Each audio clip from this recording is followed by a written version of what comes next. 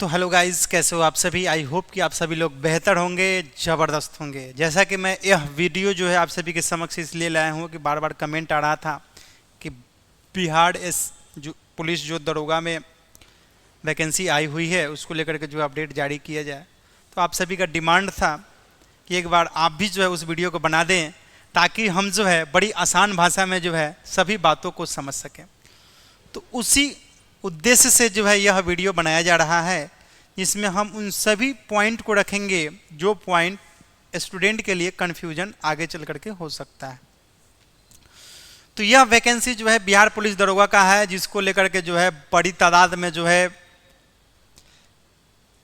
धरना प्रदर्शन हुआ था, जिसमें पटना के नामी कोचिंग संस्थापक जो हैं वो खुद आकर के जो है धरना में शामिल हुए थे और अंतोगत जो है विभाग को झुकना पड़ा और सही समय पर जो है एडवर्टीजमेंट जारी करना पड़ा। तो उन सभी का योगदान भी है इस वैकेंसी में, है ना। कहते हैं कि ये जो हमारे संविधान में ये जो राइट मिला हुआ है कि आपको अगर गलत लग रहा है तो आप उसका विरोध कर सकते हैं, इसका आपको पूर्ण रूप से राइट है ना। तो ये पब्लिक राइट जो होता है और स्टूडेंट का राइट तो अलग ही हो जाता है, उसका हर चीज़ पे अपना एक मौलिक अधिकार है। उस अधिकार के हिसाब से जो है लड़ाई लड़ी गई और इसमें सफलता पाई गई, जिसका अंतर्गत जो है बिहार पुलिस सब इंस्पेक्टर की बहाली आई हुई है, जिसको लेकर के अपडेट जारी कर दिया गया है। बहुत अब कम समय भी बच चुके हैं, एक आध सप्ताह होंगे अप्लाई करने का समय, है ना। और बहुत सारा कैंडिडेट जो है इसमें तैयारी में लगे हुए हैं लगातार। तो आइए चलिए हम एक ब्रीफ इंट्रो ले लेते हैं कि क्या कुछ कंडीशंस है अप्लाई करने का। सबसे पहले आपके सामने में ये जो एडवर्टीजमेंट है, एडवर्टीजमेंट को देख लें। ये एडवर्टीजमेंट बताती है कि आपका ये जो बिहार सरकार गृह विभाग की तरफ से जो है पुलिस अवर निरीक्षक के रिक्त पदों पर प्रतियोगिता परीक्षा के आधार पर सीधी भर्ती नियुक्ति हेतु विज्ञापन जो है ऑनलाइन आवेदन पत्र जो है मांगे गए हैं, जिसके लिए अंतिम तिथि आपका 26 अक्टूबर 2025 रहेगी। ठीक है, तो डेट जो है आपका 26 अक्टूबर रहेगा। विज्ञापन संख्या 5/2025 है। पोस्ट आप देख सकते हैं पुलिस सब इंस्पेक्टर का है। पे लेवल आपका काफ़ी अच्छा खासा है, पे लेवल 6 है, जिसके लिए रिक्तियों की संख्या आपका है 1799, है ना। आगे बढ़ें, चलिए क्या कहा गया है कि इन पदों पर नियुक्ति हेतु प्रतियोगिता परीक्षा में आयोजित की जाएगी, यानी कि इसके लिए विज्ञापन संख्या 5/2025 यहाँ जारी किया जा रहा है और ऑनलाइन आवेदन पत्र भरने की प्रक्रिया 26/9/2025 से प्रारंभ होगी। यानी कि ऑलरेडी ये जो है 26/9/2025 से जो है फॉर्म ऑलरेडी अप्लाई हो रहा है ना। तो पूरे 30 दिन का आपको वक्त दिया गया था आप सभी को जो है अप्लाई करने के लिए। अब एक सप्ताह लगभग दिन बच चुके हैं, है ना। मुश्किल से जो है 5-6 दिन बचे हुए हैं। आपको ऑनलाइन आवेदन करना है। आइए सबसे पहले हम लोग जो है नीचे की ओर आएंगे। ये तो एडवर्टीजमेंट के बारे में क्या कुछ कंडीशंस रहा। पहले आपका एलिजिबिलिटी चेक कर लेते हैं। एलिजिबिलिटी में सबसे पहला आप इंडियन कैंडिडेट होने चाहिए। दूसरा आप जो है 1 अगस्त 2025 से, इस डेट को ध्यानपूर्वक समझिएगा, 1 अगस्त 2025 तक किसी भी मान्यता प्राप्त विश्वविद्यालय हो, राज्य सरकार के द्वारा मान्यता प्राप्त विश्वविद्यालय से आप स्नातक यानी कि ग्रेजुएशन की परीक्षा पास कर लिए हो, उसका जो है आपके सामने में रिजल्ट आ गया हो, है ना, तब जो है आप यहाँ पे एलिजिबल हो जाएंगे। उम्र सीमा की अगर बात कही जाए तो उसके लिए भी डेट ध्यानपूर्वक समझ लीजिएगा। 1 अगस्त 2025 के आधार पर आपका एज जो है गणना किया जाएगा, परंतु वैसे अभ्यर्थी जो 1 अगस्त 2024 को सरकार द्वारा निर्धारित अधिकतम उम्र सीमा निर्धारित करते हो, वो भी उम्र सीमा के आधार पर आवेदन कर सकते हैं। ठीक है, तो ये बात उसके लिए भी है, लागू होगा। अभ्यर्थी का उम्र जो है देखिए मैट्रिक में अथवा उसके समकक्ष प्रमाण पत्रों के जो डेट ऑफ बर्थ होगा उसी के आधार से जो आपका एज चेक किया जाएगा, जिसमें अनरिजर्व कैटेगरी के लिए 20 वर्ष का जो है प्रावधान रखा गया है ना, और अधिकतम जो है 37 साल का, है ना। तो ये बात यहाँ पे बता दिया गया है। लेकिन अनरिजर्व के महिलाओं के लिए जो है 3 साल का एज रिलैक्सेशन दिया गया है, यानी कि वो 40 साल तक एलिजिबल रहेंगी। वहीं बात करें ओबीसी का, तो ओबीसी में जो है वही 40 साल तक है, 20 से लेकर के 40 साल तक आप एलिजिबल हैं। वहीं अगर SC ST की बात कही जाए तो 5 साल यानी कि 42 साल, यानी कि 20 वर्ष से लेकर के 42 वर्ष तक अगर आपका एज है उस डेट के आधार से, ठीक है, तो आप यहाँ पे एलिजिबल हो जाएंगे। चलिए, ये तो आपका बेसिक जो कि इंपॉर्टेंट कंपोनेंट था वो चीज़ क्लियर हुआ। अब देखिए नोट में कहा गया है कि बिंदु 1, 2, 3 अभ्यर्थियों की न्यूनतम उम्र की गणना दिनांक 1 अगस्त 2025 तथा अधिकतम उम्र की गणना 1 अगस्त 2024 को आधार मानकर की जाएगी, ठीक है। तो ये बात आपको समझ लेना है। ये मिनिमम सभी कैंडिडेट के लिए ये नहीं है, जनरलाइज कैंडिडेट के लिए ये चीज़ें हैं। 1 अगस्त 2025 बिहार के वैसे सरकारी सेवक को उच्चतर वेतनमान की सेवा संवर्ग में जाने के लिए प्रतियोगिता परीक्षा में भाग लेने हेतु अधिकतम आयु सीमा में 5 वर्ष की छूट दी जाएगी, जिन्होंने नियमित सेवा में न्यूनतम 3 वर्षों की अवधि पूरी कर ली हो। अगर आप किसी भी अन्य सेवा में अगर आप हैं, है ना, तो आपको वेतनमान की सेवा, देखिए आप उच्चतर वेतनमान की सेवा संवर्ग में जाने के लिए प्रतियोगिता परीक्षा आपको पास करना होगा और आपको 5 वर्ष का जो है एज रिलैक्सेशन दिया जाएगा, ठीक है, जिसमें आप जो है 3 वर्ष, अगर आप जिस भी सरकारी सेवक अगर आप हैं तो अगर आपने 3 वर्ष का पूर्ण कर लिया है तो आप यहाँ पे एलिजिबल हो जाएंगे, ठीक है। सैनिक के लिए जो है यहाँ पे 3 वर्ष का एज रिलैक्सेशन है, वो बात यहाँ पे कहा गया है। अभ्यर्थी की उम्र गणना मैट्रिक अथवा समकक्ष परीक्षा के प्रमाण पत्र में अंकित जन्म तिथि के आधार पर किया जाएगा, ये बात यहाँ पे है, इसलिए इस बात को भी समझ लेना है। अब देखिए अभ्यर्थियों का शारीरिक मापदंड यानी कि फिजिकल में आपका हाइट की बात कही जाए, उससे पहले देखिए क्या कहा गया है कि हाइट हो गया, चेस्ट हो गया, वेट हो गया, उसके लिए कोई अंक दे नहीं होगा, परंतु विहित अर्हताएं पूरी नहीं करने वाले अभ्यर्थियों को असफल घोषित कर दिया जाएगा। यानी कि आपको यहाँ पे बस पास होना है, इससे कोई नंबर आपको नहीं मिलने जा रहा है ना। तो फिजिकल में बस आपको पास होना है, ये बात बहुत पॉइंटेड बात है ना। इस पॉइंट को जो है समझ लेना है, ठीक है, ये पॉइंट बहुत वाइटल पॉइंट है। इसमें देखिए आपका हाइट होगा, अनारक्षित के लिए क्या है हाइट 1.65 मांगा गया है, ओबीसी के लिए 1.60 मांगा गया है और सभी वर्ग की महिलाओं के लिए 1.55 है। समझ रहे हैं? चलिए, अगर मेल की बात कही जाए, मेल का सीना की अगर हम बात करें, चेस्ट की, तो बिना फुलाए 81 सेंटीमीटर, फुला करके 86 सेंटीमीटर आपका होना चाहिए, है ना। जो अनारक्षित वर्ग, पिछड़ा वर्ग एवं अत्यंत पिछड़ा वर्ग सभी के लिए होगा, है ना। वहीं अगर बात कही जाए अनुसूचित जाति और अनुसूचित जनजाति के लिए, तो बिना फुलाए 79, फुला करके 84, ठीक है। तो यहाँ पे वो चीजें ध्यानपूर्वक समझ लेना है। और एक देखिए ब्रैकेट में दिया गया है कि फुलाने के बाद सीना में कम से कम 5 सेंटीमीटर का अंतर होना अनिवार्य होगा। यानी कि अगर आपका बिना फुलाए 81 है तो चेस्ट फुलाने के बाद 5 सेंटीमीटर जरूर इंक्रीज करना चाहिए, ये बात यहाँ पे बता दिया गया। चलिए आगे बात कर लेते हैं। महिलाओं के लिए देखिए क्या कहा गया है, महिलाओं के लिए सीना की मापी नहीं होगी, उनके लिए ऐसा कोई प्रावधान नहीं है। वेट का प्रावधान रहेगा, जो कि सभी वर्गों की महिला उम्मीदवारों के लिए न्यूनतम वेट 48 kg होना चाहिए, है ना।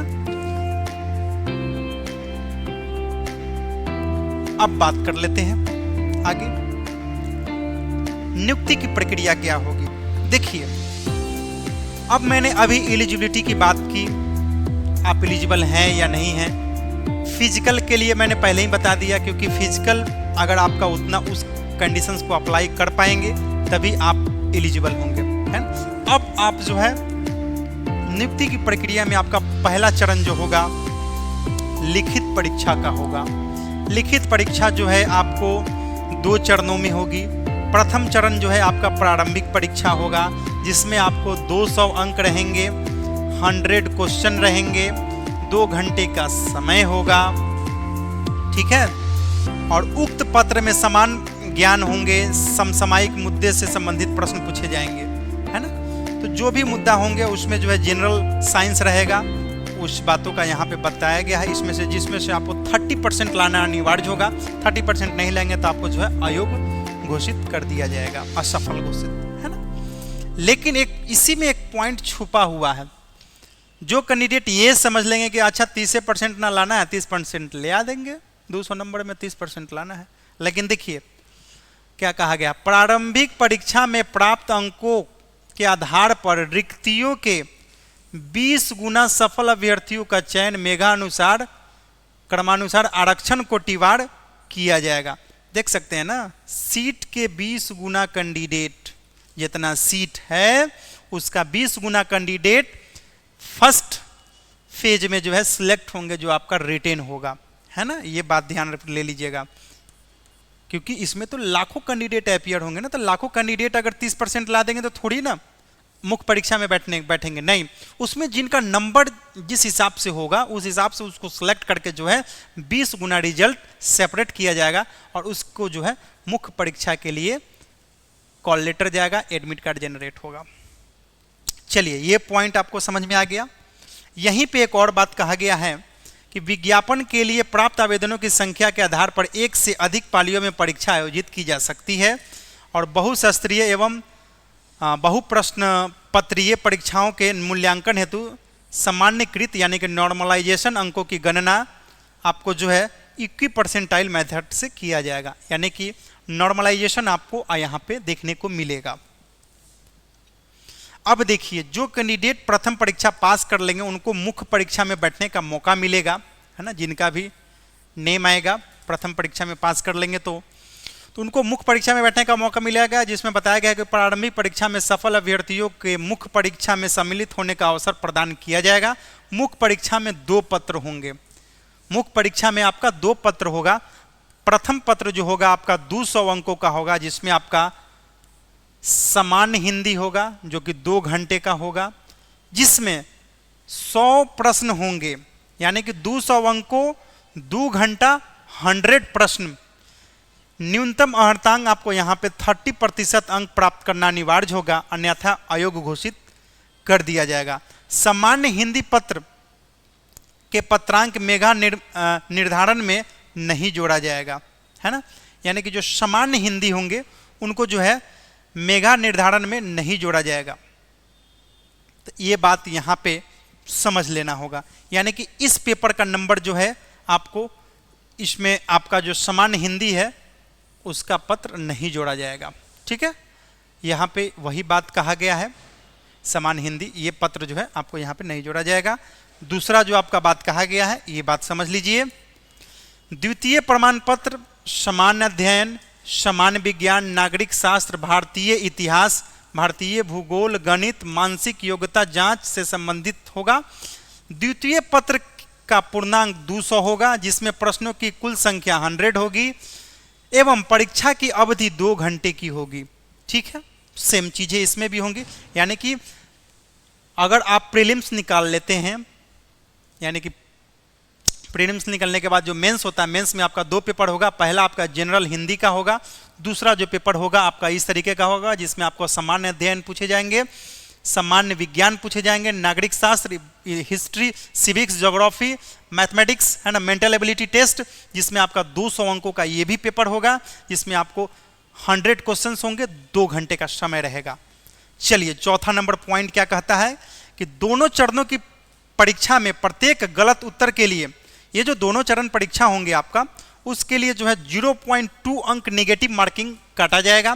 उत्तर पुस्तिका में 2 प्रतियों में होगी, उत्तर जो होगा पुस्तिका आपका 2 प्रतियों में होगी, जिसकी 1 प्रति आयोग के पास सुरक्षित रखी जाएगी। ये बात यहाँ पे कहा गया, यानी कि इसमें आपको जो है निगेटिव मार्किंग समझ लेना है, 0.2 का निगेटिव मार्किंग है, यानी कि अगर आप एक सही उत्तर देने पर जो है आपको 2 नंबर मिलेंगे।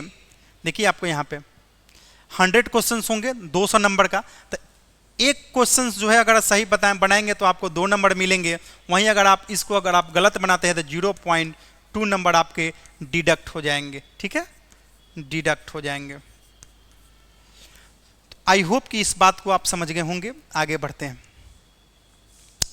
अब देखिए 5वां पॉइंट क्या कहता है कि मुख्य लिखित परीक्षा के आधार पर रिक्तियों के 6 गुना, वहां पे कितना था 16 या शायद 20 था, है ना, 16 या 20 गुना था। यहाँ पे जो है आपका जो मुख्य परीक्षा में कितना का सिलेक्शन होगा भाई, तो 6 गुना अभ्यर्थियों का चयन कोटिवार मेघानुसार शारीरिक दक्षता परीक्षा के लिए किया जाएगा। यानी कि जो मेंस में जो है सीट के 6 गुना कैंडिडेट को जो है फिजिकल के लिए चयन किया जाएगा। अभ्यर्थियों को शारीरिक दक्षता परीक्षा के लिए जो है मात्र उत्तीर्ण होना होगा। यहाँ पे बस आपको पास हो जाना है, ठीक है। देखिए यहाँ पे मात्र कैंडिडेट को पास होना आवश्यक होगा। शारीरिक दक्षता परीक्षा हेतु अर्हतांक प्राप्त अभ्यर्थियों का पर्याप्त संख्या में अनुपलब्धता की दशा में उक्त अनुपात उपयुक्त रूप से कम किया जा सकेगा, है ना। तो शारीरिक दक्षता परीक्षा में अर्हतांक प्राप्त अभ्यर्थियों का पर्याप्त जो संख्या में अनुपलब्धता है उसकी दशा में उक्त अनुपात उपयुक्त रूप से कम किया जा सकेगा। इस बात को यहाँ पे कहा गया है। यानी कि फिजिकल में बस आपको जस्ट पास होना है, ये बात दिमाग में बैठा लीजिएगा। फिजिकल का कोई रोल नहीं रहेगा आपका मेगा सूची तैयार करने में। आपका मेनली मेगा सूची तैयार होगा तो जो आप मुख्य परीक्षा देंगे, जो पेपर नंबर 2 है आपका 200 नंबर का, उसी से आपका जो है मेगा अनुसार मेगा सूची तैयार किया जाएगा। चलिए अब देखिए तृतीय चरण शारीरिक योग्यता परीक्षा दक्षता परीक्षा जो आपका होगा, जिसमें आपका दौड़ होगा 1600 मीटर का, है ना, जिसमें आपको 6 मिनट 30 सेकंड दिए जाएंगे, उसमें आपको कंप्लीट कर लेना है।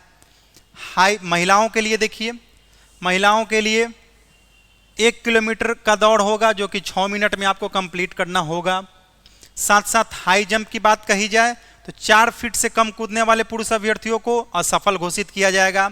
यानी कि सभी कोटि के पुरुषों के लिए न्यूनतम 4 फीट हाई जंप करना ही करना होगा। 4 फीट से कम होगा तो असफल, है ना। सभी कोटि के महिलाओं के लिए 3 फीट हाई जंप करना ही करना है, उससे नीचे अगर आप आएंगे तो आपको असफल घोषित कर दिया जाएगा। चलिए हाई जंप हो गया। अब ये लॉन्ग जंप की बात कही जाए, लंबी कूद, है ना, जिसमें आपको जो है सभी कोटि के पुरुषों के लिए न्यूनतम 12 फीट से कम अगर आप हैं तो असफल घोषित कर दिए जाएंगे। महिलाएं के लिए 9 फीट से कम अगर आप लॉन्ग जंप मारती हैं तो आपको असफल घोषित कर दिया जाएगा। ये बात यहाँ पे हो गया। गोला फेंकने वाले में देखिए सभी कोटि के पुरुषों के लिए 16 पाउंड का गोला न्यूनतम होगा, है ना, और 16 फीट फेंकना होगा। 16 फीट से अगर आप कम फेंकते हैं तो आप असफल घोषित कर दिए जाएंगे। वहीं महिलाओं के लिए जो है मात्र 10 पाउंड का जो है क्या बोल रहा है यहाँ पे, हाँ, सभी कोटि की महिलाओं के लिए 12 पाउंड का गोला होगा जो कि 10 फीट फेंकना होगा। अगर आप 10 फीट से कम फेंकते हैं तो आपको यहाँ पे असफल घोषित कर दिए जाएंगे। तो इस तरीके से जो है लास्ट ये जो फेज अगर आप यहाँ पे पास कर जाते हैं, है ना, तो आपका जो है बात आएगा मेगा सूची का, यानी कि फाइनल मेरिट लिस्ट का। यही से आपका ज्वाइनिंग प्रक्रिया जो है स्टार्ट होगा, जिसमें देखिए क्या कहा गया है। उपयुक्त पदों पर नियुक्ति हेतु चयन के लिए अंतिम रूप से सफल अभ्यर्थियों की मेगा सूची मुख्य लिखित परीक्षा में प्राप्त अंकों के आधार पर मेगा अनुसार आरक्षण कोटिवार तैयार की जाएगी और उस हिसाब से जो है उनका मेगा अनुसार तैयार होगा। यानी कि मुख्य परीक्षा ही निर्भर करता है आपका रिजल्ट का। इस बात को आपको ध्यानपूर्वक समझ लेना है। आई होप कि आप इस बातों को समझ गए होंगे प्रेम पूर्वक, आराम से, सरल भाषा में। चलिए अब बात बाकी आगे जो आपका जो चीज़ें हैं डॉक्यूमेंट वेरिफिकेशंस का, वो सब चीज़ें हो ही जाएगा। उसके बाद ये बात यहाँ पे वैकेंसी बता दें कि आपका 1799 वैकेंसी है, जिसमें 614 वैकेंसी जो है महिलाओं के लिए रिजर्व है। स्वतंत्रता सेनानी के पोता पोती नाती नतनी के लिए आरक्षण जो पद है आपका 36 हुआ है, ठीक है। तो ये चीज़ें जो है आपको यहाँ पे समझ लेना है। आई होप कि आप अब इन सभी बातों को समझ गए होंगे और अब आप आराम से जाएंगे, है ना, ऑफिशियल लिंक पे, और स्टेप 1 आपका जो है रजिस्टर और पेमेंट का वो प्रोसेस कंप्लीट करेंगे। उसके बाद एप्लीकेशन फॉर्म भरेंगे, उसके बाद व्यू एप्लीकेंट करके पेमेंट करते हुए जो है सारा डॉक्यूमेंट सबमिट करके फॉर्म को लास्टली सबमिट कर देंगे, जिसके लिए लास्ट डेट आपका 26 अक्टूबर है। तो चलिए वीडियो पसंद अगर आ गया है तो वीडियो को लाइक करें, ज़्यादा से ज़्यादा शेयर कर दे, ताकि जो भी बच्चे का ये सब कन्फ्यूज़न रहता है वो कन्फ्यूज़न दूर हो जाए। यही हमारा वीडियो बनाने का मकसद है। तो चलते हैं, वीडियो में बने रहने के लिए आप सभी का बहुत बहुत धन्यवाद।